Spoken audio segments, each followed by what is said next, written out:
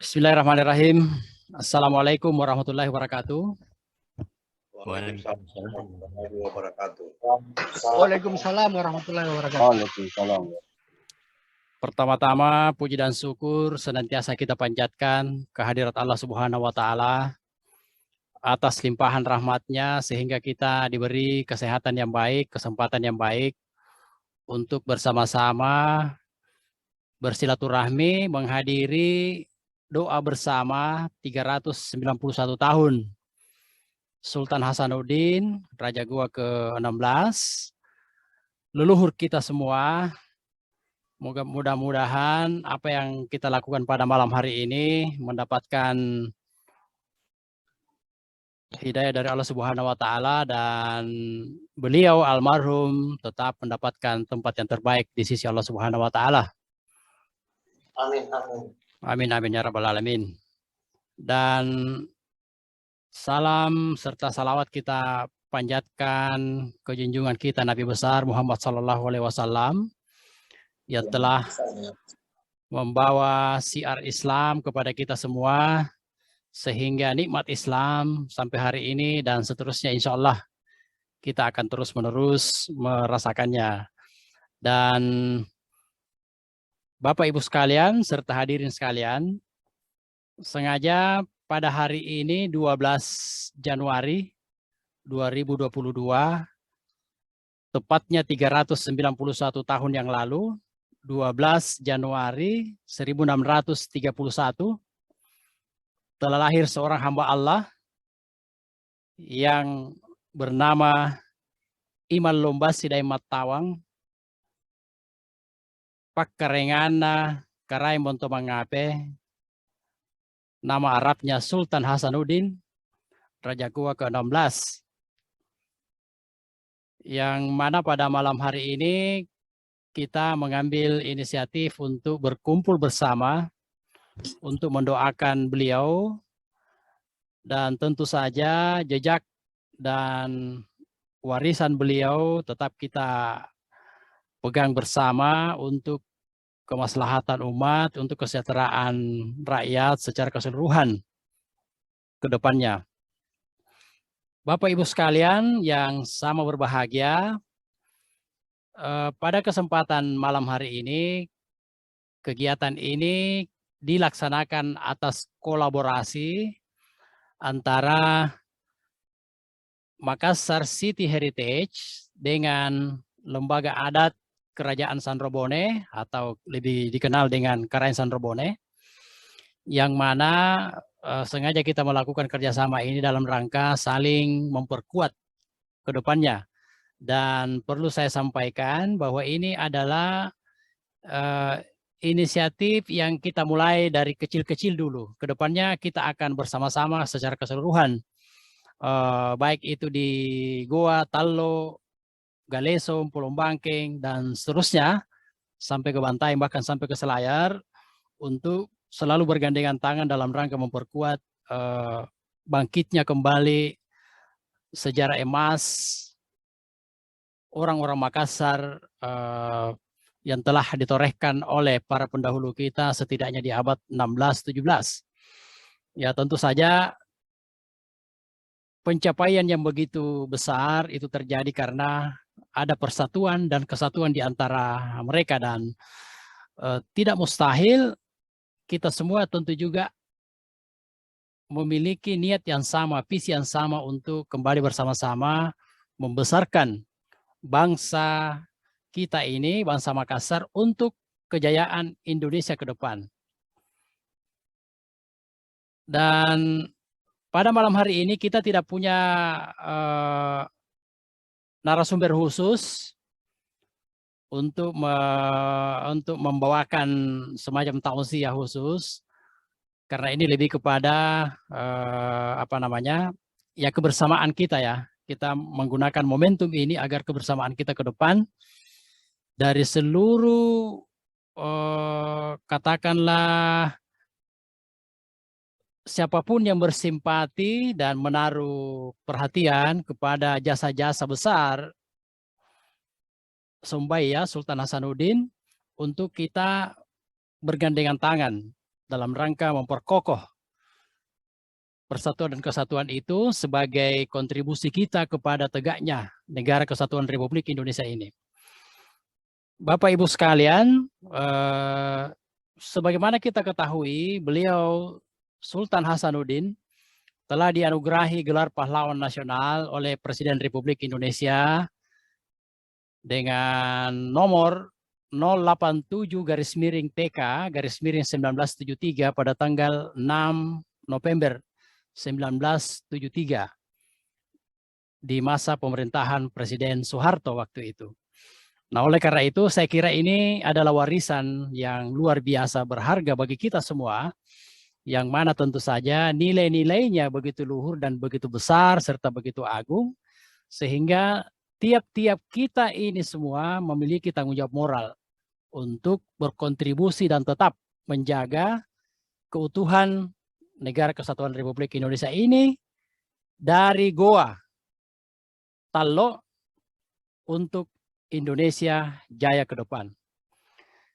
Bapak Ibu sekalian, para Karaeng, anak Karaeng dan cucu Karaeng serta keturunan para Karaeng yang saya hormati, tentu saja ya pepatah mengatakan ringan sama dipikul, berat sama dijinjing. Artinya tidak ada satu hal yang berat ketika persatuan dan kebersamaan itu ada di antara kita semua. Nah, sekali lagi prakarsa ini adalah awal. Mudah-mudahan menjadi awal dan titik balik dari kebersamaan kita ke depan dalam rangka sekali lagi memperkuat kontribusi kita kepada negara tercinta ini. Nah, Bapak Ibu sekalian saya hormati, sebagaimana yang saya sampaikan tadi, kita tidak ada narasumber khusus ataupun ustaz yang kita undang untuk memberikan tausiah khusus, tetapi kita format silaturahmi kita pada malam hari ini dengan format dari kita, oleh kita, dan untuk kita. Makassar City Heritage dalam hal ini saya sendiri mewakili teman-teman di komunitas Makassar City Heritage, dan Tumalak Birita, Bapak Ali Malombasik, Daenjengka atau Karenjengka Karen Sandrobone sebagai sahibul bait bersama-sama dengan kita di Makassar City Heritage. Dan dan tentu saja sebelum kita memasuki, sebelum saya mempersilahkan satu persatu dari Bapak Ibu sekalian untuk menyampaikan harapan-harapannya, doa-doanya, di sini ada saudara saya, Dr. Saripudin Kulle, MPD. Ya, beliau salah seorang sejarawan, budayawan Goa, kemudian bergiat juga selama ini di kesejarahan kita, yang akan memberikan doa ya secara umum nantinya, di samping kita, di samping masing-masing dari para hadirin akan menyampaikan harapan-harapannya. Nah, saya kira untuk kesempatan pertama saya persilahkan dulu Sohibul Bait, Tumalak Birita, Tautoata, Bapak Ali Malombasi Karenjengka, Karen Sandrobone, untuk menyampaikan sambutannya dan sekaligus harapan-harapannya kepada kita semua. Dan setelah itu saya persilakan kepada Dr. Saripudin Kulle untuk memberikan ya tausiah singkat dan doa ya secara umum, dan selanjutnya kita akan satu persatu memberikan harapan-harapan kita. Oleh karena itu, Karenjengka saya persilakan dengan hormat. Terima kasih. Assalamualaikum warahmatullahi wabarakatuh. Waalaikumsalam warahmatullahi wabarakatuh. Alhamdulillahirrahmanirrahim. Allahumma salli ala sayyidina Muhammad wa ala sayyidina Muhammad. Pertama-tama saya mengucapkan syukur kehadirat Allah Subhanahu wa taala dan atas kurnia yang diberikan kepada kita semua kesehatan sehingga kita dapat menghadiri Zoom ini. Dan tak lupa juga kita kirimkan salawat ke Nabi besar Muhammad sallallahu alaihi wasallam. Allahumma salli ala sayyidina Muhammad wa ala sayyidina Muhammad. Yang pertama lagi, yang kedua, saya apresiasi kepada Makassar City Heritage yang memprakarsai pertemuan malam ini bersama dalam rangka haul Sultan Hasanuddin. Yang saya hormati Daeng Gajan sebagai host. Yang saya hormati Karin Cambang yang kebetulan di sini yang banyak, setahu saya banyak juga mengetahui tentang sejarah Sultan Hasanuddin ini. Mungkin sebentar banyak mungkin bisa menambah pengetahuan kita semua. Yang saya hormati Dendri Ujung, Karin Bonto Tangga. Yang saya hormati Bapak Dr. Syarifuddin Kule, MPD. Terus yang saya hormati Sari Batangku, Densi 7, dan semua Sari Batamala berkunya kehadirin. Ya, sempat satu persatu ke Sabu Arena. Jadi samput apresiasi saya itu, saya sangat bersyukur dengan adanya prakarsa daripada MCH ini untuk membuat satu doa bersama untuk mengenang Sultan Hasanuddin. Walaupun saya tidak bisa berbicara terlalu banyak tentang sejarahnya, mungkin di antara Sari Batangku di sini, Toto Malak Beriku, ya, lebih mengetahui. Mungkin kita nanti sebentar mendengar, mungkin ada masukan-masukannya. Karena benar aku salah, Karin Cambang, balik berita Karin Cambang sering memprakarsai itu ulang tahun Sultan Hasanuddin di makamnya, di makam Sultan Hasanuddin sendiri. Yang saya tahu itu dari Sultan Hasanuddin yang hubungannya dengan Sanreboni itu saya ketahui betul, cuma bahwa Sumbanta Sultan Hasanuddin sebagai Sumba ke-16 itu Bindruangit Baina di Sanreboni. Jadi istri kedua lah yang melahirkan Sultan Ali dengan Sultan Abdul Jalil, dan dia serpoing Baina ini karena ya Tatojeng. Kemudian ini ya Tatojeng menjadi masih misteri bagi saya, apakah dia saudara kandung dengan Sultan Abdul Jalil atau bukan. Kemudian istri kedua dari Sultan Hasanuddin itu adalah Ipatima Dinta Kontu yang kita kenal sebagai Panglima pasukan Balira, yang kontroversi juga katakan bahwa beliau berkubur dimakamkan di Mempawah, tapi sebagian mengatakan bahwa ada bukan di Mempawah. Dan memang agak membingungkan ini, saya sempat juga membaca di Lontara itu yang diberikan oleh Dendri Ujung dengan Densi 7. Saya baca juga di Lontara bilang itu bahwa pada tahun 1700-an itu ya, Fatima Dinta Kontu itu diberi gelar di sini sebagai Karin Campagaya. Jadi kelihatannya gelar-gelar kakaknya diambil. Karena kalau tidak salah yang bergelar Karin Campagaya adalah Padul Nematimo atau Sultan Abdul Jalil. Itu yang barangkali secara singkat saya, cuma itu yang saya ketahui persis. Masukan karena di belakang berkembang cerita bahwa salah satu kuburan yang ada di Sanreboni itu di dalam Kokbang itu, yang bagian barat kan di Sanreboni itu ada 2 Kokbang di kuburan Raja-Raja Sanreboni itu. Ada salah satu Kokbang itu atau piramid, kalau mungkin ada orang luar di sini tidak tahu, dibilang Kokbang itu piramid kayak di Mesir tapi dalam skala kecil, itu isinya perempuan. Jadi yang dimakamkan di situ adalah perempuan.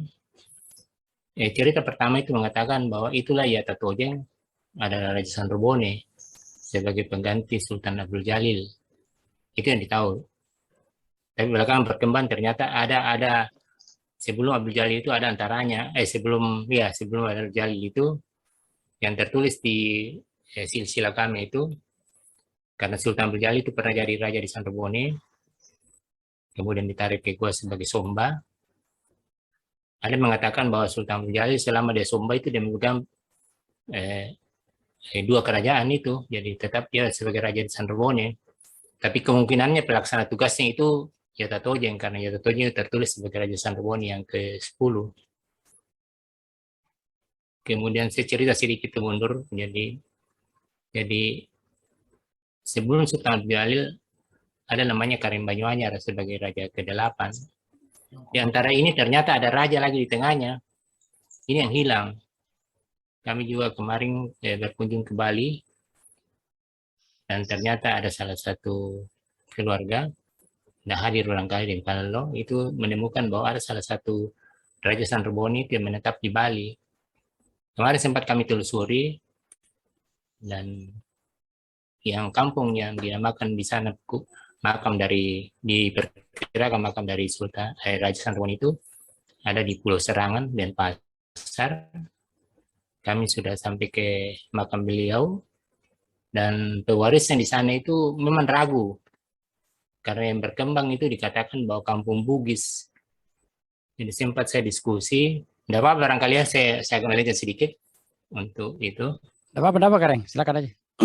Jadi saya berbincang dengan keluarga daripada yang mengaku bahwa dia keturunan langsung dari yang di makam itu. Di sana makam itu dinamakan Puat Toa. Katanya orang dituakan. Namanya sendiri beliau tidak tahu di sana. Jadi saya berbincang bahwa kenapa sampai dikatakan Bugis. Dia bilang begini, kami di sini itu selama di sini memang banyak belakang itu pelot-pelot Bugis masuk di situ. Jadi kami memang dianggap Bugis dan rata-rata di kampung sini itu sebagian bisa berbicara Bugis. Dan saya singgung juga bahwa pada tahun abad ke-17 itu karena itu makam itu kami perkirakan bahwa dia Raja Sanroboni karena sesuai tahunnya keberangkatan dari Raja Sanroboni dari Makassar itu sesuai tahun yang kedatangannya di Bali pada abad ke-17. Kemudian di Bali itu dianggap dia sebagai penyebar agama Islam yang kalau kita yang nama yang tertulis di sini itu Abdul Qasim dan Talebang, tapi ada mengatakan bahwa Kasing dan Taleba. Jadi ada karena mungkin karena bacaan lontar itu tidak ada huruf mati sehingga dibaca begitu. Ya, jadi kita perkirakan bahwa beliau itu karena itu saya jelaskan juga kan dia bilang Bugis Bone. Silam begini barangkali mungkin Sanroboni karena pada abad setelah Perang Makassar itu meninggalkan Makassar itu kalau bukan orang Wajo, orang Goa. Dan dia katakan dia berangkat dari Makassar. Kalau berangkat dari Makassar, saya pastikan itu bukan orang Makassar yang berangkat, bukan orang Bone. Karena pada masa itu tidak mungkin orang Bone keluar dari Makassar lewat Makassar.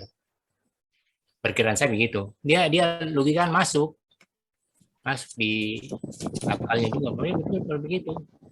Sampai kemarin itu saya sudah mau pulang ke Makassar, dia sempat ke bandara ketemu saya, dia bilang, jadi saya ini orang Makassar, saya tidak bisa yakinkan Bapak itu orang Makassar, tapi nanti kita cari. Ya mungkin juga bisa ya kami lakukan tes DNA, sebelum nanti kita tanya ahlinya itu apakah tes DNA itu bisa menentukan keturunan kita sama.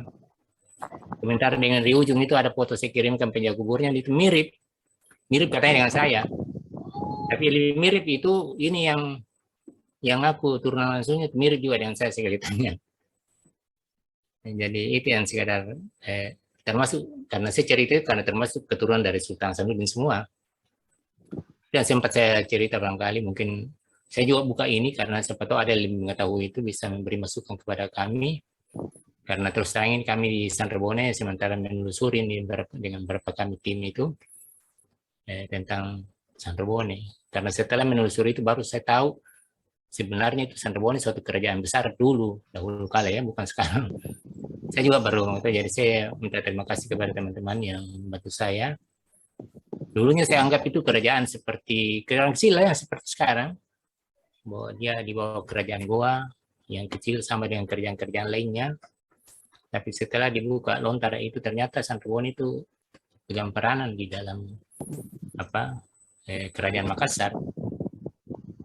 Jadi termasuk dalam peperangan dengan Belanda. Jadi Sanrobone banyak membantu Goa begitu. Jadi mungkin itu saja barangkali saya sempat ceritakan sedikit. Saya minta maaf ini saya keluar dari jalur sedikit. walaupun nyambung sedikit kalau kita bicarakan Sultan Hasanuddin dan kita semua ini keluarganya. Dan saya harapkan juga barangkali ada yang lebih tahu. Yang saya tahu persis itu Karincamba mungkin bisa memberi komentar. Ya, makasih banyak host yang malam ini, Gajah. Makasih banyak. Assalamualaikum warahmatullahi wabarakatuh. Waalaikumsalam warahmatullahi wabarakatuh. Terima kasih Karajengka. Waalaikumsalam warahmatullahi wabarakatuh. Ya, jadi saya sekaligus langsung mempersilahkan saudara saya Dr. Saripudin Kule MPD sebagai yang akan membantu kita ya menghantarkan doa pembuka kepada dikhususkan kepada beliau Sombaya Sultan Hasanuddin, dan sekaligus sebelum memberikan pengantar doanya juga berkenan memberikan tausiah pendek lah ya sebelum kita memasuki doa. Silakan Pak Dr. Saripudin Kule. Iya, baik. Assalamualaikum warahmatullahi wabarakatuh. Waalaikumsalam warahmatullahi Waalaikumsalam warahmatullahi Alhamdulillah wa syukurillah wa la haula wa la quwata illa billah. Asyhadu an la ilaha illallah, asyhadu anna Muhammadar Rasulullah. Allahumma shalli ala Muhammadin wa ala alihi wa sahbihi ajmain. Yang kita hormati, kita banggakan bersama Bapak Samsul Salewangan Gajang karena pada malam ini mensponsori kegiatan. Yang saya hormati para teman berita yang hadir pada kesempatan pada malam ini. Tentunya saya tidak bisa sebut satu persatu, tetapi yang jelas kita ini adalah sebagai orang-orang yang rindu dan sebagai pewaris-pewaris nilai-nilai perjuangan Sultan Hasanuddin. Baik, pertama-tama marilah kita senantiasa dan tak bosan-bosannya memanjatkan puji dan syukur kepada Allah Subhanahu wa taala karena pada malam ini Allah masih memberikan sekaligus memperlihatkan sebahagian tanda-tanda kekuasaannya bagi kita. Di antaranya adalah masih menyatunya jasmani dan rohani kita sebagai manusia, dan alhamdulillah kita bisa ketemu walaupun dengan suasana, dengan kondisi yang berbeda.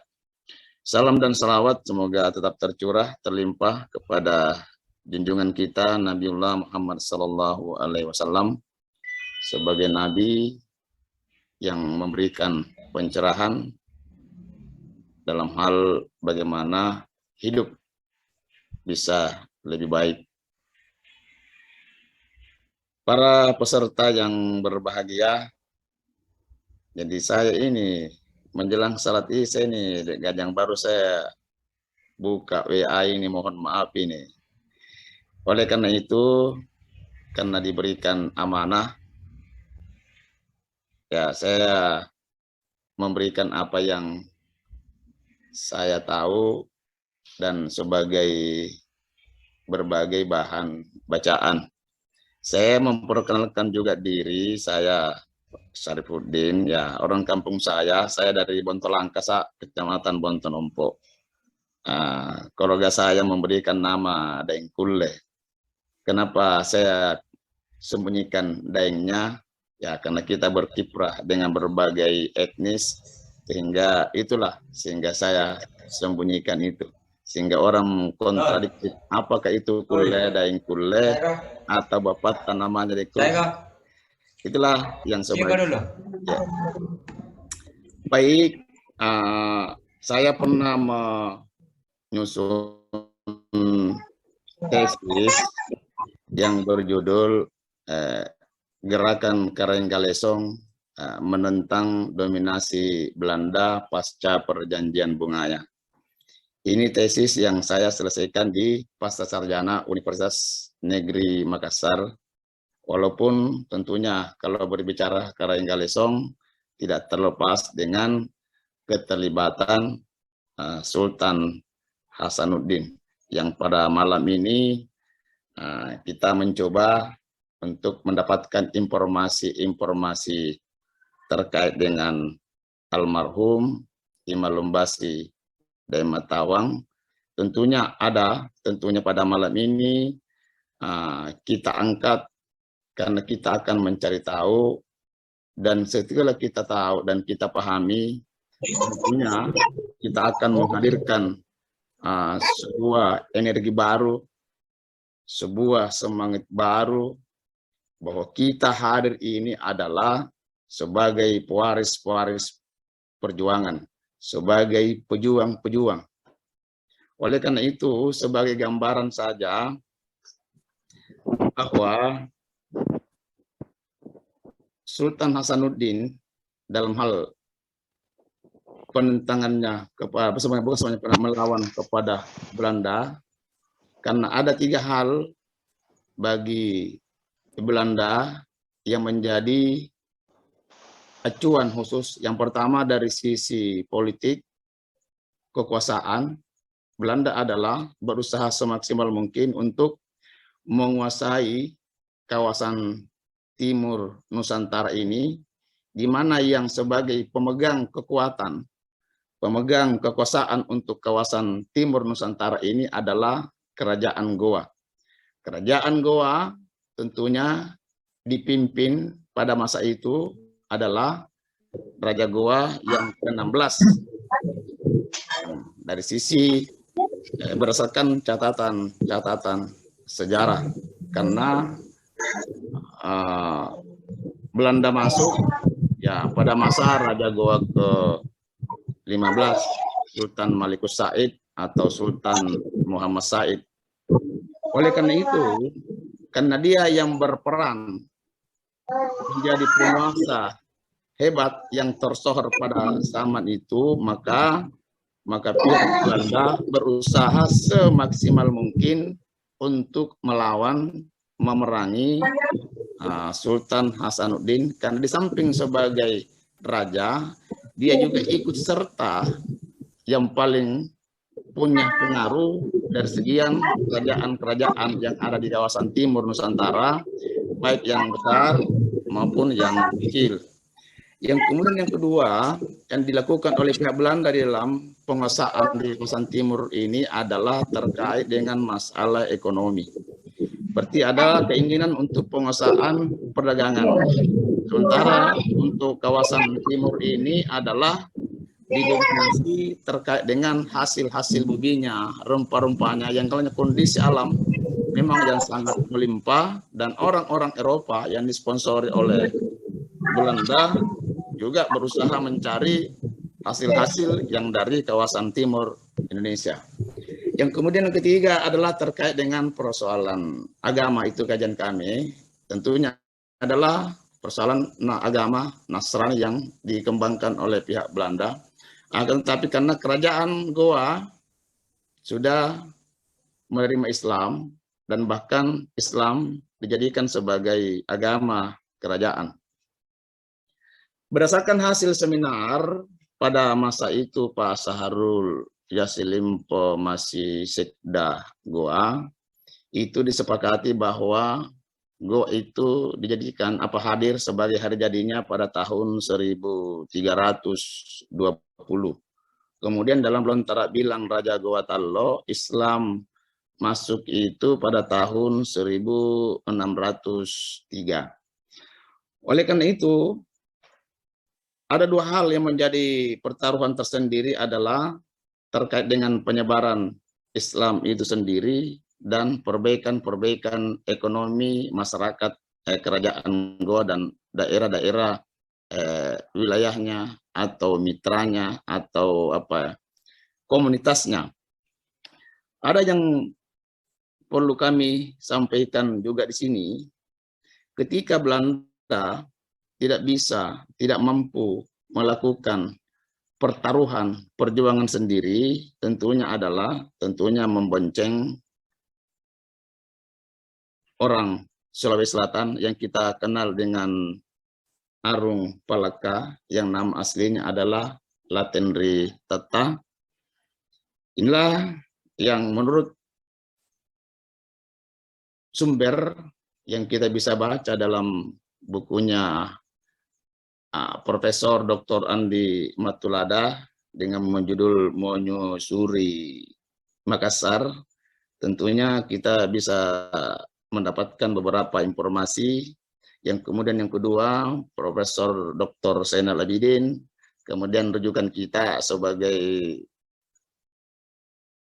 orang Makassar, sebagai orang Goa khususnya, tentunya adalah Lontara bilang Raja-Raja Goa dan Tallo jilid 1 dan jilid 2. Itu yang sebagai rujukan kita. Kemudian yang kedua mungkin bisa berkembang lagi, ada Dr. Leonard Andaya dengan bukunya The Heritage of Arung Palaka, dan beberapa sumber-sumber lain yang kita bisa menjadi rujukan.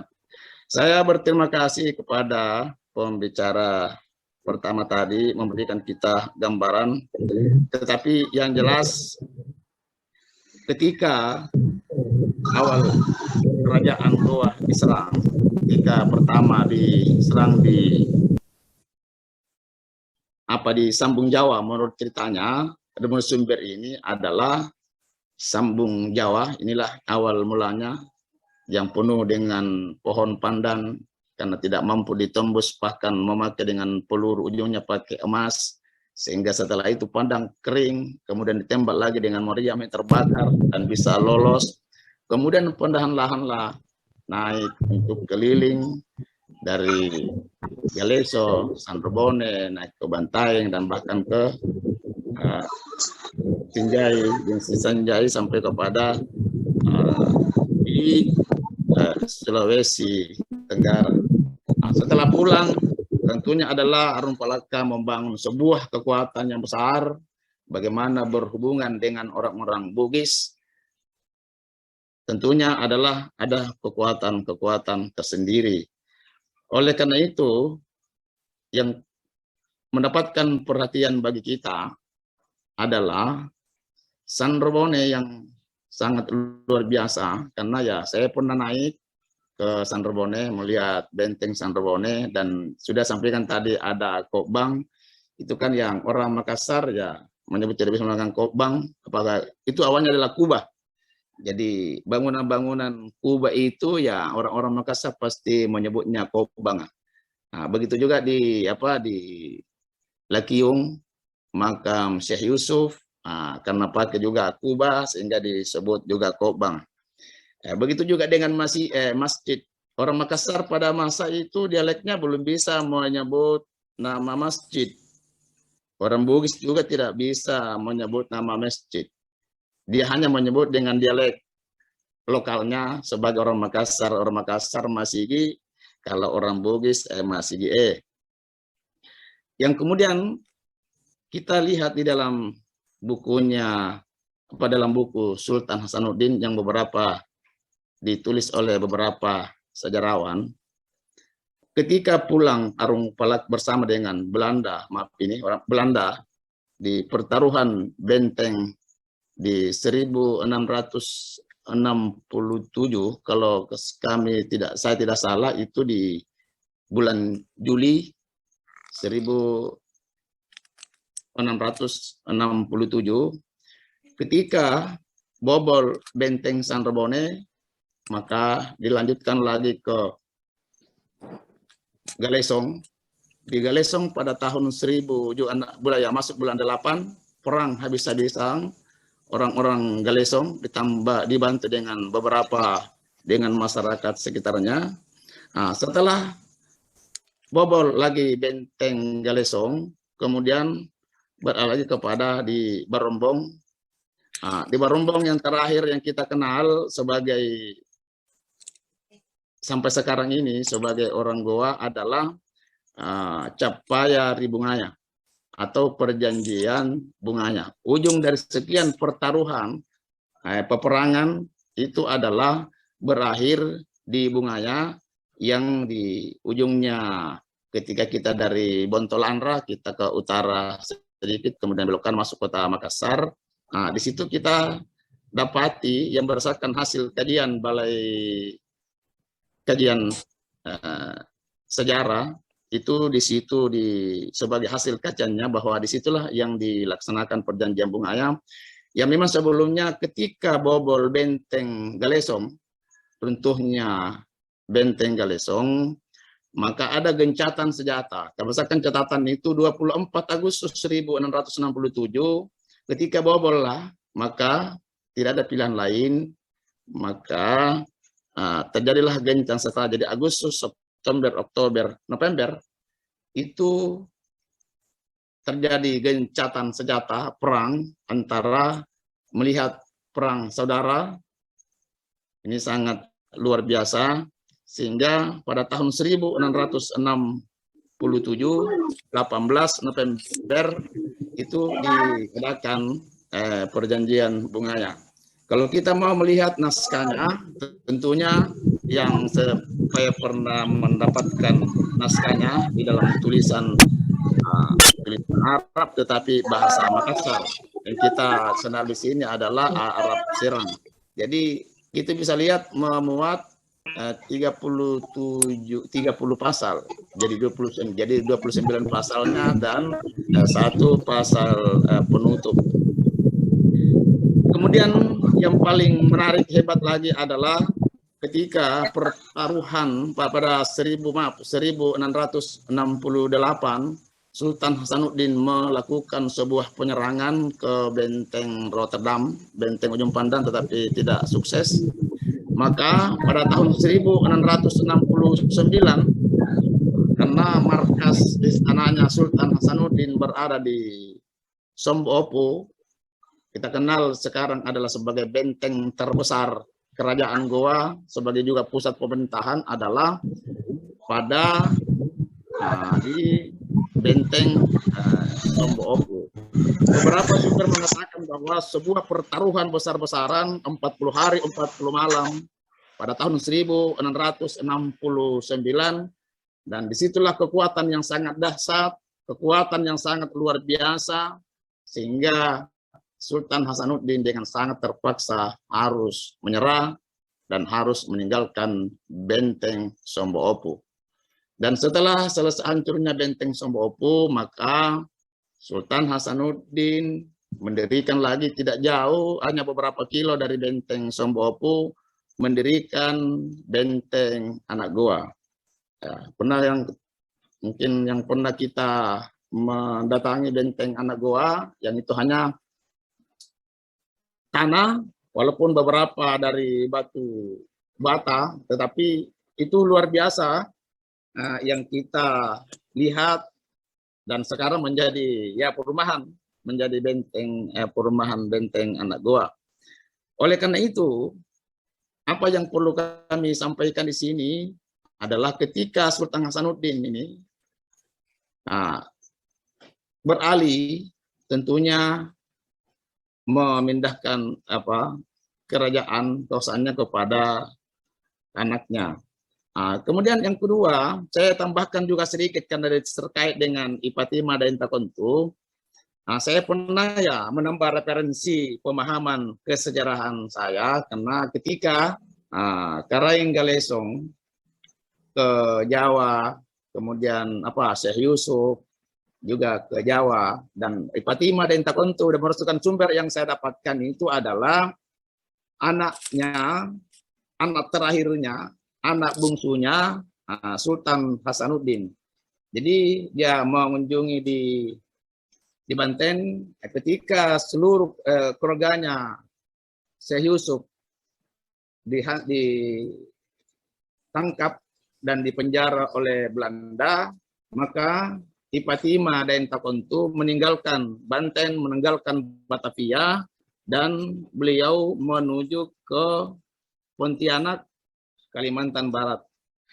Saya pernah ke Kalimantan Barat, yang tepatnya di dulu masih kecil, Kecamatan Mempawah. Saya pernah tahun 2005, dan itu masuk dalam wilayah Kabupaten Pontianak. Dan beberapa tahun yang lalu, Mempawah itu sudah menjadi Kabupaten Mempawah, yang dibangun oleh pada saat itu kerajaan Mempawah adalah Opu Daya Manambung.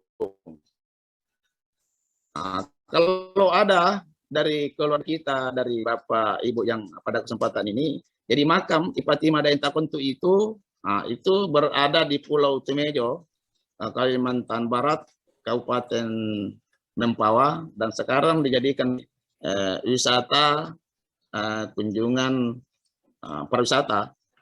Oleh karena itu, dari sekian perjalanan ini tentunya Sultan Hasanuddin yang terjaga nasabnya dan keturunannya, dan ini yang sangat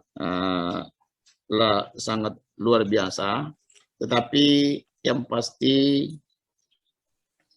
hadirin yang berbahagia, kita menghadirkan kegiatan pada malam ini tentunya itu bukan hadir, bukan kita laksanakan begitu saja, tetapi tentunya di dalam diri kita paling tidak ada warisan nilai-nilai yang kita miliki, sehingga itu nyambung, Pak. Mohon maaf, ini itu nyambung karena saya juga berpikir ketika saya ke Mempawah, ya karena orang-orang di sana bahwa ilmu-ilmu yang ada di Mempawah ini itu semuanya dari Makassar, semuanya dari Goa.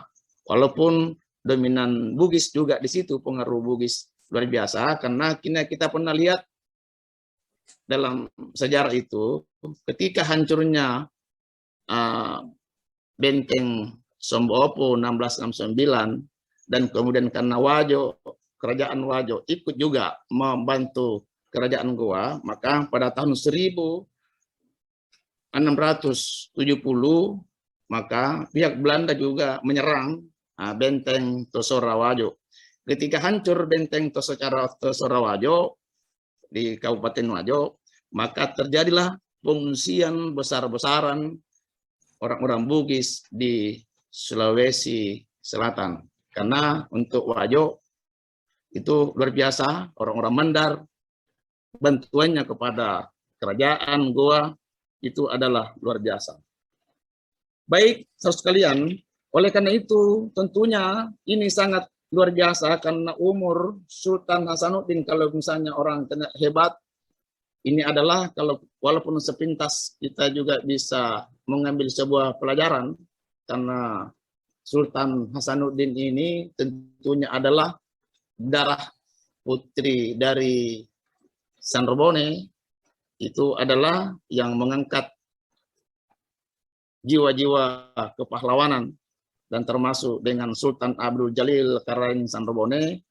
Itu tentunya yang kita hadir pada malam ini, sekali lagi bahwa tidak mungkin yang hadir pada malam ini kalau tidak ada darah yang mengalir, walaupun mungkin dari satu generasi ke generasi yang lain. Nah, saya pikir itulah sebagai sekilas terkait dengan Sultan Hasanuddin dan Ipatima Daeng Takontu. Dan ada yang menarik ini perlu juga sampaikan, Ki. Pada tahun 2005 ketika saya bersama dengan teman ke Mempawah itu, ya yang diwariskan di sana adalah ada silatnya, itu luar biasa menurut orang sana itu silatnya. Kemudian masih ada baliranya yang pernah karena saya ketemu dengan mufti kerajaan Mempawah, dan dia juga menganggap beliau adalah turunan daripada Ipatima Daeng Takontu. Saya pikir itu dengan kesekian perjuangan melawan Belanda, Pak Sultan Hasanuddin yang nama aslinya adalah Imalombasi dan Matawang, dengan karena diterimanya Islam sebagai agama kerajaan, disebarkan agama dengan baik, maka kerajaan Arab Saudi memberikan gelar Sultan Hasanuddin. Jadi penguasa agama yang baik. Dengan perjuangannya itu pemerintah menganugerahi sebagai pahlawan nasional pada tahun 1973. Saya pikir demikian, dan marilah berdoa sesuai dengan harapan dari Pak Jajang. Dan walaupun saya memahami bahwa ini memang masih memerlukan kajian, memerlukan referensi yang tentunya kita memerlukan waktu yang lebih memungkinkan lagi untuk kita berdiskusi. Akhirnya marilah kita berdoa. Semoga kita semua ini bisa mendapatkan warisan-warisan nilai-nilai perjuangan. Auzubillahiminasyaitonirrajim. Bismillahirrahmanirrahim. Alhamdulillahirabbil alamin. Arrahmanirrahim. Maliki yaumiddin. Iyyaka na'budu wa iyyaka nasta'in. Ihdinas siratal mustaqim. Siratal ladzina an'amta 'alaihim ghairil maghdubi 'alaihim waladdallin. Amin. Allahumma ghafir lil muslimina wal muslimat wal mu'minina wal mu'minat ahya'i minhum wal innaka sami'un qaribun. Ya Allah, ya Tuhan kami, Sultan Hasanuddin, Raja Goa ke-16 sudah tiada.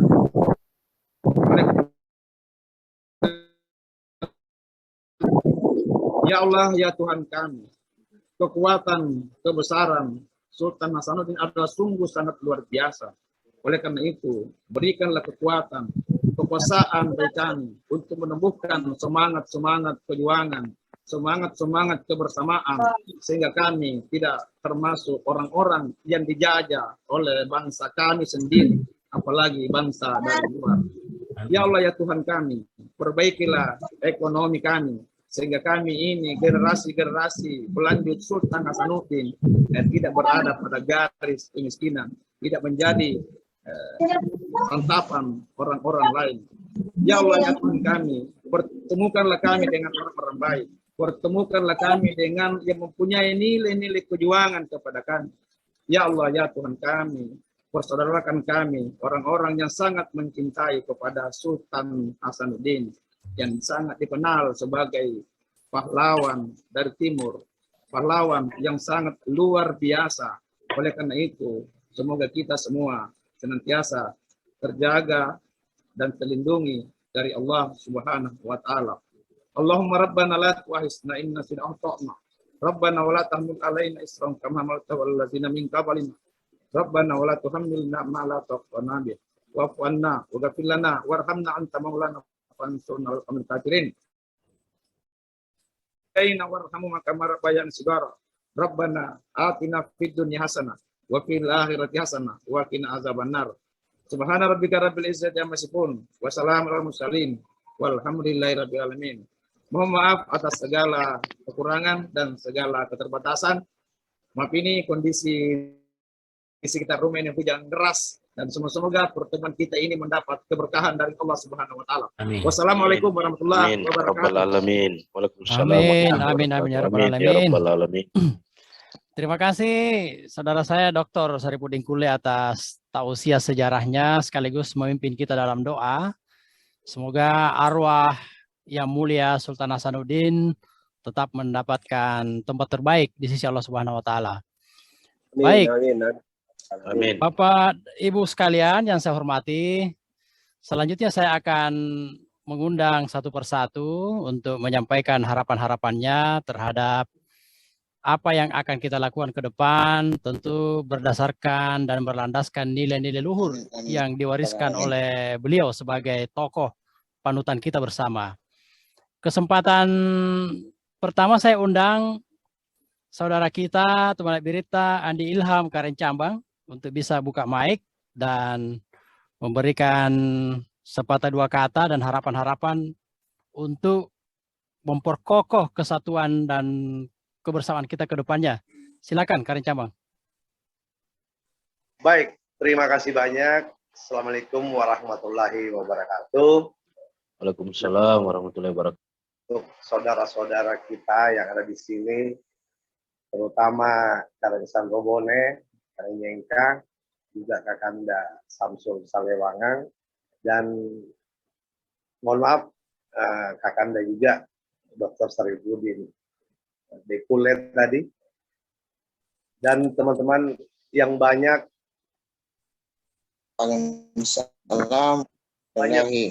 hal-hal yang baik untuk terlaksananya hajatan milad ini. Jadi sedikit mungkin koneksi kurang bagus karena hujan deras di sini, dan putus-putus. Bagaimana? Mohon maaf ini terputus-putus. Bagus sih, bagus sih. Lanjut pakai terus. Jadi berbicara tentang hari lahir, milad, saya sangat apresiasi sekali dengan adanya kegiatan ini. Dan mudah-mudahan ke depan sudah bisa dirangkai dengan pelaksanaan nyata kalau kondisi sudah aman. Selama ini kan kegiatan-kegiatan untuk sang pelopor Nusantara ini, Sombanta Ima Lomba Sidi Matawang, hanya kami dari pemerhati, dari keluarga-keluarga dan teman-teman hanya mengangkat melalui haul, dan alhamdulillah haulnya itu kami sudah melakukan baik yang skala kecil, standar atau bagaimana, yang jelas tidak bersejarah itu. Kita melakukan sekalipun sangat sederhana, berbagai adat Karang Sanrobone dan berbicara dengan kerajaan Goa. Karena Sanrobone itu sudah terdengar dan sudah tertulis dalam catatan harian itu di zaman Karang Parsikalona dan berlangsung ke Raja Goa ke-10. Jadi pada waktu itu awal-awal kerajaan-kerajaan lokal dalam wilayah Sulawesi Selatan, Goa melakukan perluasan-perluasan. Mengenai sosok beliau malam hari ini kita banyak menyebut namanya, semoga tidak basung jakikan begitu, dan sudah kita lakukan doa bersama, mudah-mudahan mendapat tempat yang layak di sisi Allah Subhanahu wa Ta'ala. Amin, amin.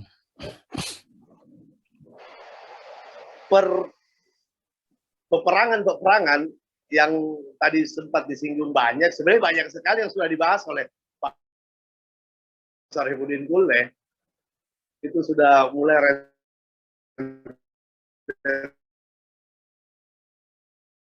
benar, ekonomi, kekuasaan, kan itu diawali dari pemerintahan Sultan Alauddin sebenarnya. Jadi peperangan itu bukan final dan awal di zaman pemerintahan Sultan Hasanuddin, tapi riak-riak berawal dari Sultan Alauddin. Jadi hampir 80 tahun, hampir berapa puluh tahun itu hingga terjadi perjanjian Bungaya. Nah, setelah Sultan Malikus Said wafat, Indah Ima Lomba Sidi Matawang yang menggantikannya sebagai Raja Goa. Nah, setelah dilantik menjadi raja, tadi sudah disebut bahwa ada semacam peresmian gelar sultan dari Mufti Arab, dan catatan Lontar bilang gelar sultan itu memang diawali dari Goa. Nah, artinya dari Sultan Malikus Said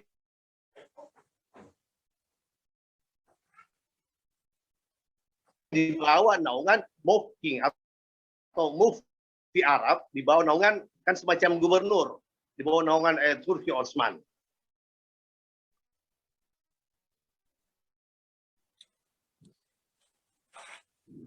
Hentikan pengangkatan awal sebelum Sombanta Ima Lomba Sidi Matawang itu banyak ditentang oleh para kalangan bangsawan Goa sendiri, karena dianggap bukan anak patola. Dianggap memang ibunda beliau adalah bangsawan dari Laikang. Dari Isabelo Motakontu ini yang banyak menjadi internal. Jadi memang, tapi susah. Kalangan-kalangan bangsawan di Goa sendiri, termasuk Karen Patingaloa yang pada waktu itu menjadi pelanjut Mangkubumi, bicara buka, tidak bisa menahan. Karena apa? Bukan karena persoalan Sultan ini mendapat wasiat dari ayahandanya, tetapi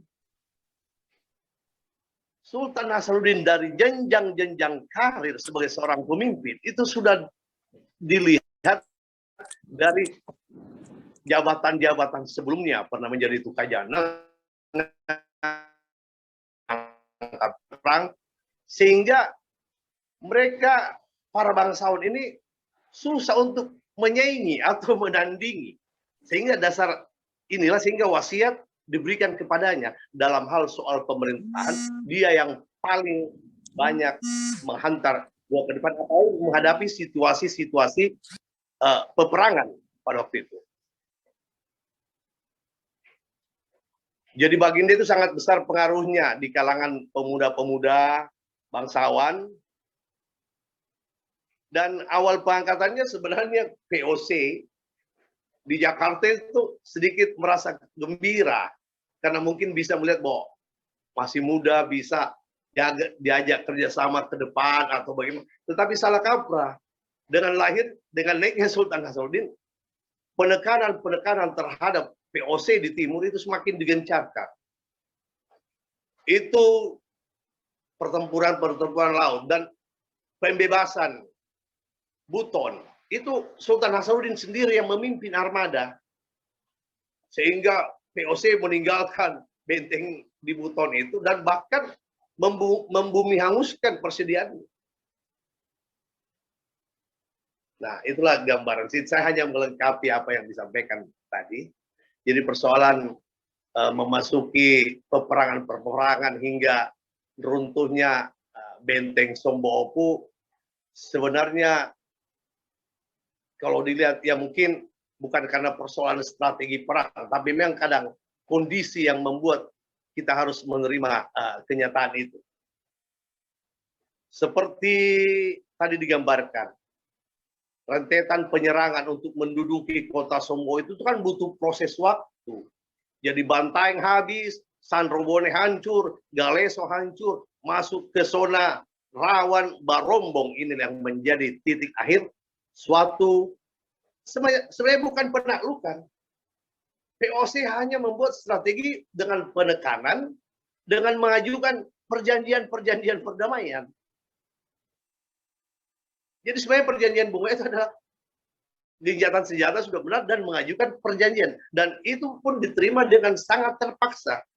Tetapi bukan di situ titik akhir perlawanan. Karena apa? Sekalipun dalam perjanjian, dalam berikutnya masa-masa itu, kita kadang-kadang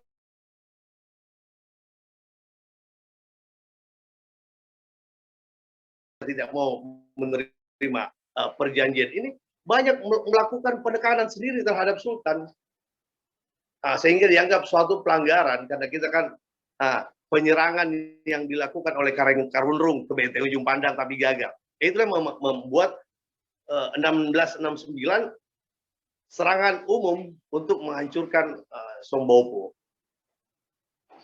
Jadi mungkin singkat saja, karena semua kan sudah dijelaskan dan digambarkan bahwa ini secara umum yang namanya sejarah. Yang perlu ke depan saja bagaimana, tadi banyak disinggung persoalan Bugis Makassar oleh Karenyenka. Nah ini saya juga banyak membaca. Jadi benar apa yang ditanyakan Karenyenka tadi ke orang-orang Bali yang ada kaitannya dengan orang-orang yang keluar dari Sulawesi Selatan. Memang kondisinya sangat-sangat sulit. Maksudnya begini, dalam poin perjanjian yang dilarang banyak berlayar kan orang-orang Makassar, bahkan dikejar. Nah kalau persoalan tadi, mohon maaf, persoalan etnis, yang diuntungkan dari perjanjian ini ada etnis.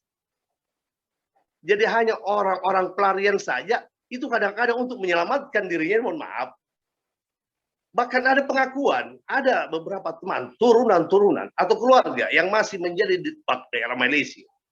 Memang untuk menghindari pembunuhan atau untuk apa, dia pengakuan dirinya, dia katakan, ya kami harus terpaksa mengganggu seperti ini. Karena itu tadi, di poin perjanjian dalam pelayaran, orang Makassar ada batasan-batasan untuk berlayar. Nah, kadang-kadang ya untuk eroki salama di Kajang itu ya terlepas samami kan, itu kan bagian daripada strategi. Inilah yang berkembang dan ini masih banyak seperti di Banten sendiri, di Jawa sendiri, di Madura sendiri, tidak apa-apa. Oke, dengan dikatakan suatu etnis tertentu tidak apa-apa, tapi ya kita kembali dari persoalan nama itu tak bisa kita pungkiri dengan fakta kenyataan. Nah, seperti opo-opo, Parani, Denambung, Manambung, Dengrewa. Kenyataannya kan di kawasan orang-orang Makassar, kan nama ini kan masih menjadi legenda, artinya masih menjadi nama turun-temurun. Beda dengan, makanya kita harus kembali ke fakta. Masih adakah nama-nama itu di etnis lain yang menggunakan? Karena nama itu kadang-kadang mengikuti nama nenek-nenek, kan begitu. Nah, jadi ini ya hanya gambaran. Dan memang banyak pengakuan. Dan saya banyak juga dengan teman-teman Malaysia kemarin, rata-rata kesan. Nah, jadi mungkin ini ada sedikit bukan pencerahan, tapi sedikit pelurusan lah. Kemarin kan baik meminta, kenapa ini, kenapa ini? Ini kan perlu kita, kalau perlu kita bersama, dudukan bersama untuk, dan teman-teman juga di lembaga adat, lembaga kerajaan, ya mungkin jangan terfokus. Maksudnya hanya daerah-daerah yang kita masuk dalam satu lembaga sendiri akan kita besarkan. Enggak, mari kita besarkan bersama. Seperti tak kalarkan, ya untuk berbicara kekinian kan baru Piterang, Nagoa. Nah, tapi karena sudah ada batasan-batasan, ya masing-masing punya kewenangan. Dan kita memang betul, Sanrobo itu besar Sanrobo ini. Dalam lontar juga diceritakan bahwa riolongnya poin 7 sisaribat tanah makanya payung lah langsung ya. Nanti kekuasaan Goa besar, baru tidak menggunakan lagi di bawah rangkainya Goa. Seperti itu gambarannya. Jadi terima kasih banyak. Terus terang, ini harga tong dingin-dingin Pak Mahaika. Karena ya banyak-banyak tadi baca di medsos, ucapan, milad, fatihah, iruhi, sombanta.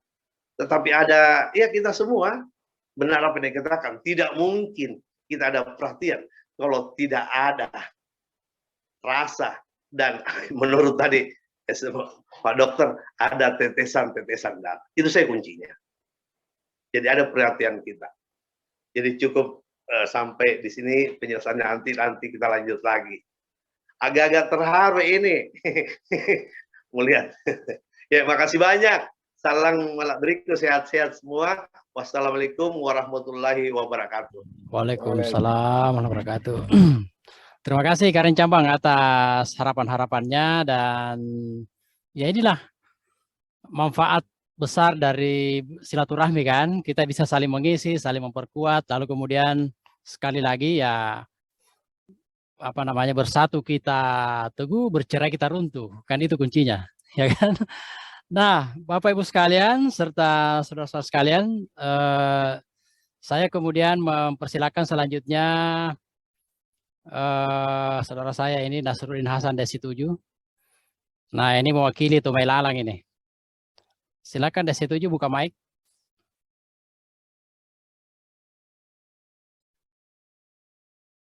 Halo Desi 7. Kami nol Desi 7.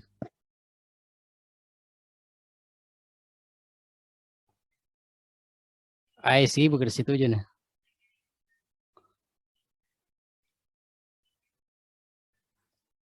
Ya, oke.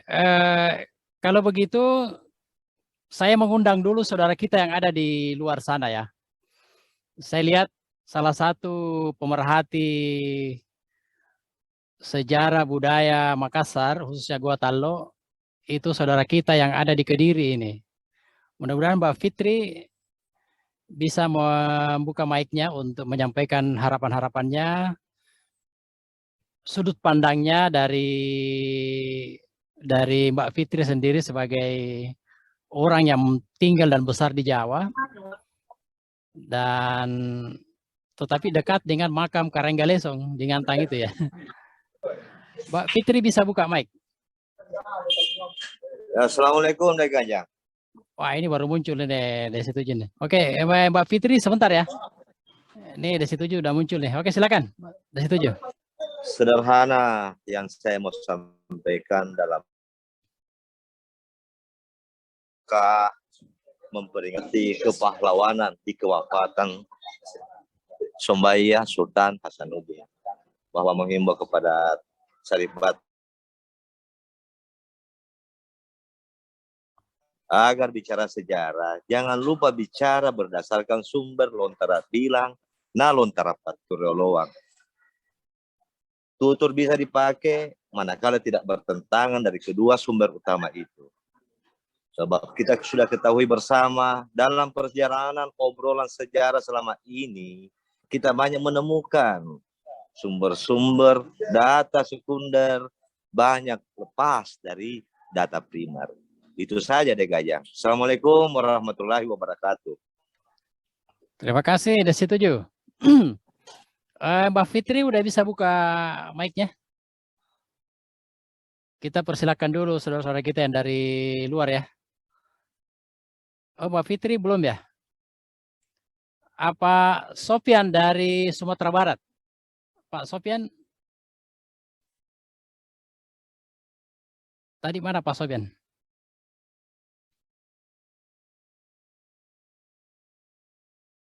Pak Sofian, oke nanti sebentar ya, jadi siap-siap aja.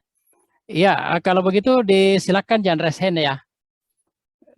Iya, Desi Tabah, silakan. Ya, terima kasih. Gajang. Assalamualaikum warahmatullahi wabarakatuh. Assalamualaikum warahmatullahi wabarakatuh. Ya, jadi saya tambahkan sedikit ini tentang beliau Sultan Hasanuddin. Selama ini kan dikatakan dari beberapa data-data atau buku baik di grup sejarah dikatakan bahwa beliau bukan putra mahkota. Jadi saya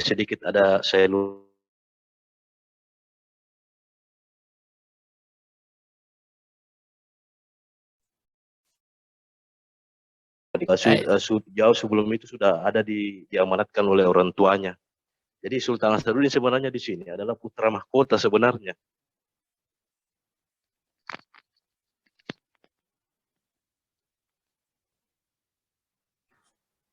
Halo, dengar? Iya, terus lanjut. Ya, kan jaringan kurang bagus ini, agak putus-putus. Jadi sudah cukup ya? Iya, jadi itu Oke. Itu saya dengan yang saya bisa saya luruskan bahwa menunjukkan beliau ini sebagai raja adalah atas wasiat orang tuanya, bagaimana tertulis dalam Lontara Paturulewang Goa. Di situ dikatakan bahwa karena itu menangari balap karena untuk menang riba lapang kana memerintah di Goa setelah Tomena riba pembantuan meninggal dunia. Maka Tomena riba lapang kana mewarisi atau memerintah karena beliau diamanatkan oleh ayah beliau. Saya kira itu untuk sementara Gajang. Jaringan kurang bagus ini. Iya, oke. Poinnya kita sudah dapat. Terima kasih. Assalamualaikum warahmatullahi wabarakatuh. Waalaikumsalam warahmatullahi wabarakatuh.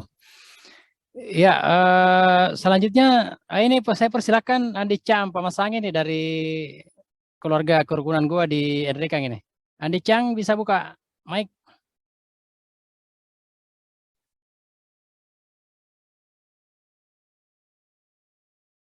Itu yang garis merah di depan itu ya mic.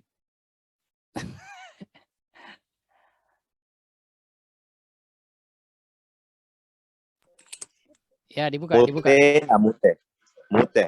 Dibuka mutenya.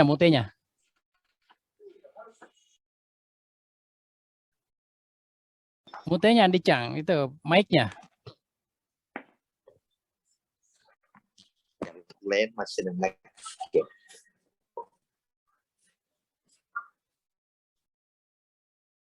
Ya, oke. Ya, silakan, Andi Chang. Ya, Assalamualaikum warahmatullahi wabarakatuh. Salam warahmatullahi wabarakatuh. Tadi begitu muncul ini Insinyur Nasruddin Hasan, langsung saya bersemangat. Tadinya agak mengantuk saya. Untuk kedua kalinya ini saudara kita saat ini kita bertemu di Meeting Zoom. Sebenarnya saya punya hajatan mau ketemu dengan beliau ini di Makassar, mau bincang-bincang tentang patung yang terbesar di kota Makassar. Ya mudah-mudahan panjang umur, insya Allah pekan-pekan depan bisa bertemu. Sebelumnya saya memanjatkan doa kepada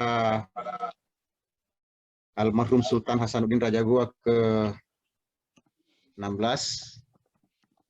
Semoga Allah Subhanahu wa Ta'ala melapangkan kuburnya dan membukakan pintu surga untuk beliau, serta keturunannya diberikan petunjuk, kekuatan iman untuk bisa selalu tampil membawakan jiwa semangat kepemimpinan beliau. Agak lain sedikit mungkin model doa saya, ini tidak terlepas dari keprihatinan melihat situasi dan kondisi saudara-saudara kita, katakanlah begitu, di Goa. Saya mohon maaf ini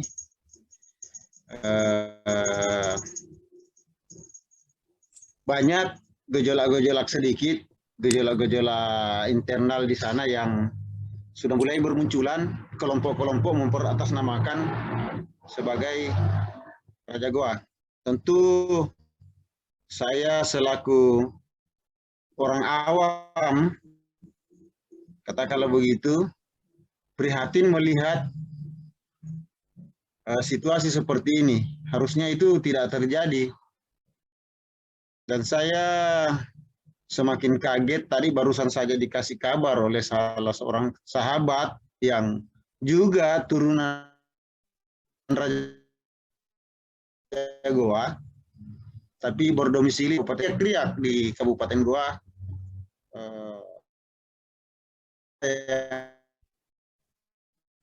Mudah-mudahan tidak terjadi, dan mudah-mudahan saudara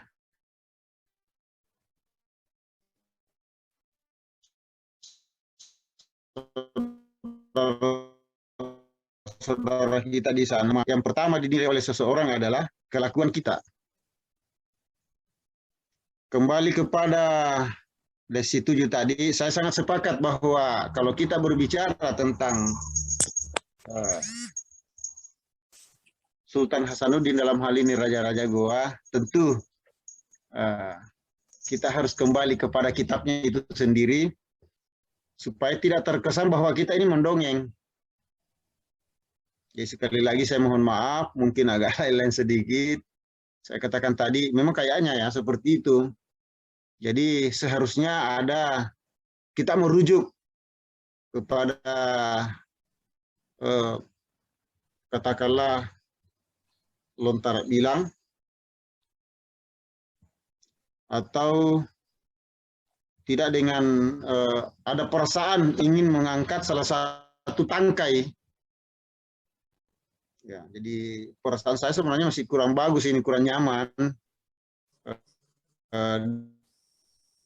dengan adanya kabar-kabar lain-lain tadi dari Sungguh Minasa, dari sahabat-sahabat saudara-saudara kita di sana tentang ini. Ini dalam rangka menyambut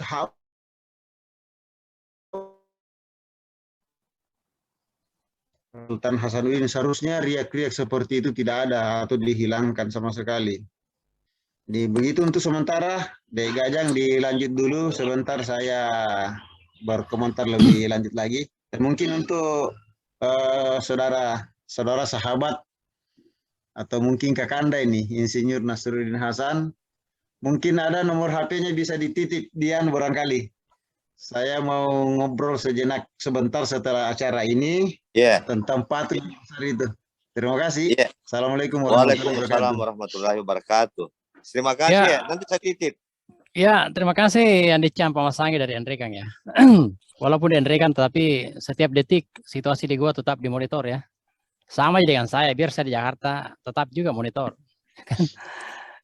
Ya, selanjutnya saya persilakan Daendri Ujung untuk menyampaikan harapan-harapannya dan sepatah dua kata lah untuk kita semua. Silakan.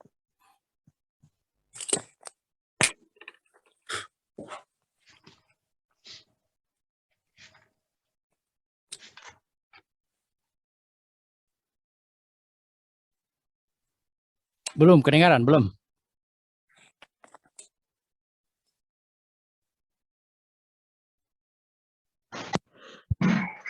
Assalamualaikum warahmatullahi wabarakatuh. Waalaikumsalam ya Pak. Ya, terima kasih banyak Deng Gajang kesempatan yang diberikan kepada saya. Seluruh peserta, terutama juga Alima Lombasi dan Nyengka Karen Sandrobone Karen. Selamat datang dari Bali Karen. Iya, karena betul, iya. Makasih. Jadi banyak tom pengalaman tak di Bali ini Karen di. Iya, gara-gara itu tulisannya Nepal lo. Iya, Ipanda Ijanala. Tabe. Jadi begini, kalau untuk masalah Sandrobone sesuai dengan Lontara roll 25, kalau roll 52 nomor 1 itu hierarki kebangsawanan Makassar itu disusun. Yang pertama itu Goa, yang kedua Talok, yang ketiga Sandrobone, yang keempat Maros, yang kelima Bangkala, yang keenam Binamu. Ini sesuai Lontara ya, roll 52 nomor 1 kalau saya tidak salah. Jadi kedekatan Goa, Talok dengan Sandrobone ini nomor 3 terbesar. Terus mengecilnya juga Sandrobone kan di sini terlalu banyak kontrak yang dia tanda tangani dari tahun 1600. Yang di Andri ini Karen banyak sekali kontraknya Sandrobone ini.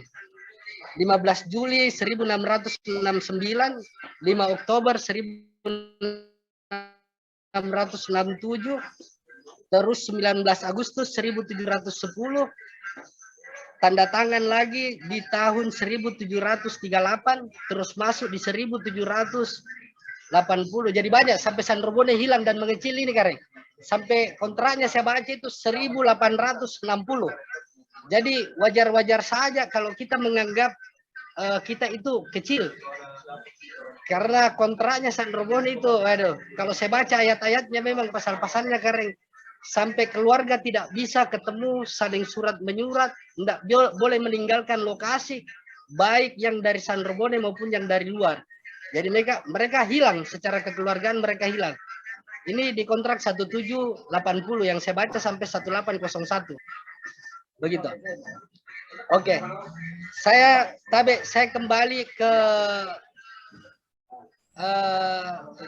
Iman Lombasi dan Matawan karena bentuk mangape tumena hari balap pangkanya 391 tahun yang lalu meninggal ini hari 12 Juli 1670.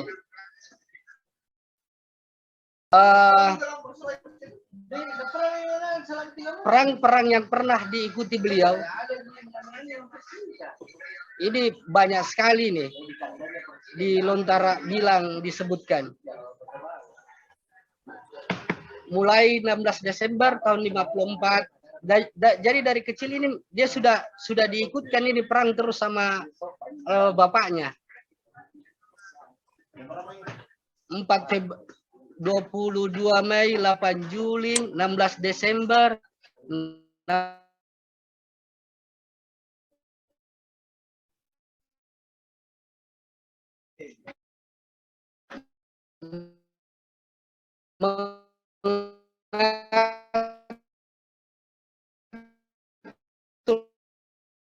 pasukan ala suku sebelum berangkat menyerang Ambon. 21 Maret 1655 Sultan Hasanuddin berlayar menyerang Buton. 11 hari diserahkan Tobea. 1655 Goa menyerang benteng Belanda di Buton. 18 April kerajaan Buton tunduk kepada Goa membayar upeti perang sebesar 888 pound emas. Terus 14 Mei 1655 Sultan datang dari Buton selama perjalanan 40 hari 40 malam namanya. 1655 Sultan Hasanuddin lagi berangkat ke Mandar dengan kapal perang 1183 menaklukkan Tanah Mandar.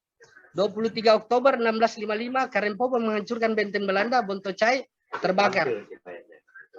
Jadi banyak peperangan yang diakomodir beliau dan kemenangan. Tapi yang saya angkat ini malam sebenarnya Deng Gajang sama peserta adalah beberapa karakter Sultan Hasanuddin yang banyak orang tidak lirik dari syair Perang Makassar. Di syair Perang Makassar ini yang dituliskan oleh Ence Amin, penulis penulis catatan di Goa yang sangat dekat dengan beliau, yang paham betul dengan karakter beliau.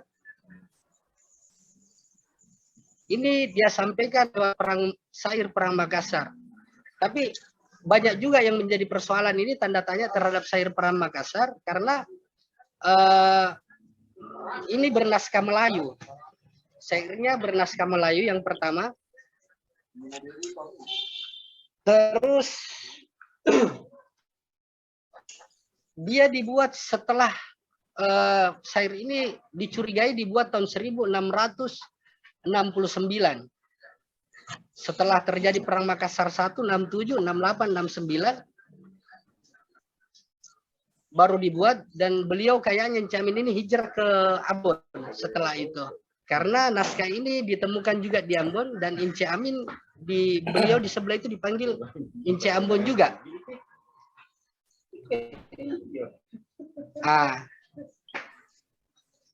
Cuma yang muncul jadi pertanyaan, syair perang ini adalah transformasi emosi, eksistensi komunitas Melayu di Tanah Goa terhadap kekalahan kerajaan Goa.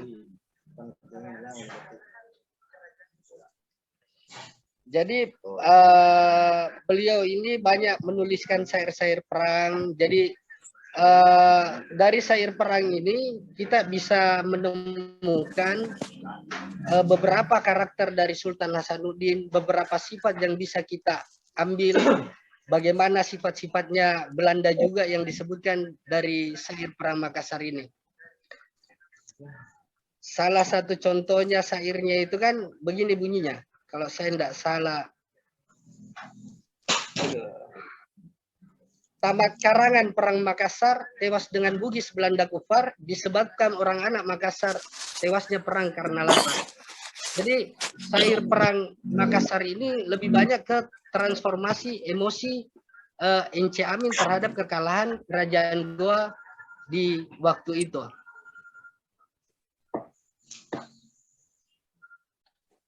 Nah, syair ini dibuat adalah proses reaksi antara proyek peristiwa real yang terjadi dengan sistem perasaan yang dimiliki oleh Ince-Amin. Nah, kesimpulan saya singkat saja dari ini yang dirincikan yang ada di dalam syair ini. Pertama, beliau itu sempurna. Kedua, beliau itu arif bijaksana. Ketiga, beliau itu sakti. Keempat, suci dan ikhlas. Kelima, berani dan adil. Keenam, sabar dan gemar ibadah. Ketujuh, tampan. Kedelapan, dapat dipercaya. Di syair ini juga beliau menyampaikan sifat-sifat Cornelis Spelman itu ada beberapa. Dia itu kafir, pendusta, kasar, iblis, najis, setan, terkutuk, bakil, bengis, dan gila. Begitu.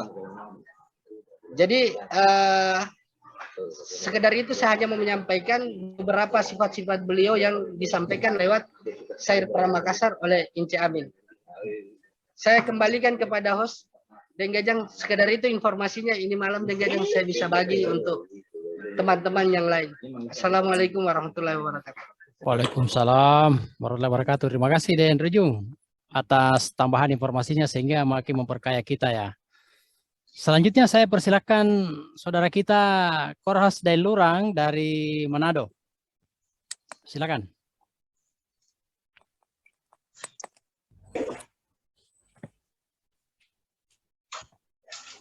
Mic-nya masih merah. Ya, oke. Assalamualaikum warahmatullahi wabarakatuh. Alhamdulillahirrahmanirrahim. Tumali berita sing hadir di forum ini. Suatu kebanggaan sebenarnya buat karena kita sebagai generasi yang berada jauh di era sekarang itu masih memikirkan kesejarahan Sultan Hasanuddin. Secara apa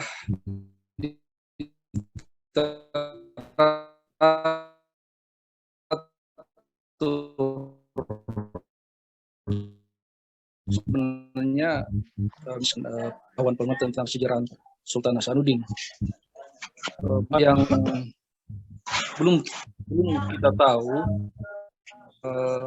dan itu kadang jadi bahan pertanyaan buat saya pribadi. Katakanlah misalnya pertama, setelah perjanjian Bungaya itu beliau kalau artinya kalau konteks sekarang itu beliau ngapain setelah perjanjian Bungaya? Beliau apa yang beliau lakukan hingga wafatnya? Apakah beliau ditahan menjadi tahanan kota atau diasingkan? Itu saya secara referensi sebenarnya secara pribadi saya belum mengetahui. Ada beberapa buku yang saya dapat itu hanya sampai pada perjanjian Bungaya, kemudian ketidaksetujuan para anak dan pejuang-pejuang lainnya yang rela malah meninggalkan kabupaten kerajaan Goa untuk berperang di tempat lain. Bahkan itu mengukir sejarah-sejarah yang hilang. Itu yang hal pertama saya masih bertanya-tanya. Kemudian yang kedua, sama beliau kan diberi gelar Tuminenga Ribalapkana ya, kalau saya tidak salah, Pak Samsu. Tuminenga Ribalapkana ya.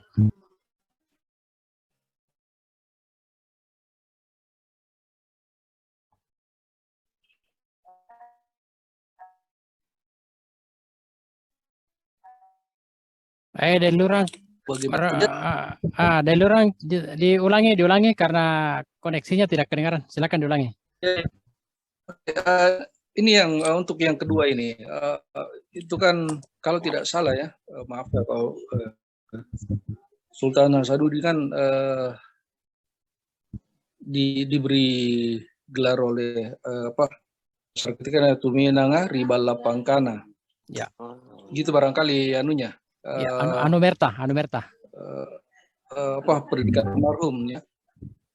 Ya, Anumertanya. Nah, ini yang jadi pertanyaan saya tuh, Tuminenga Ribalapkana ini bagaimana bentuk Balapkana? Kemudian yang kedua, apakah Balapkana ini berada dalam lingkup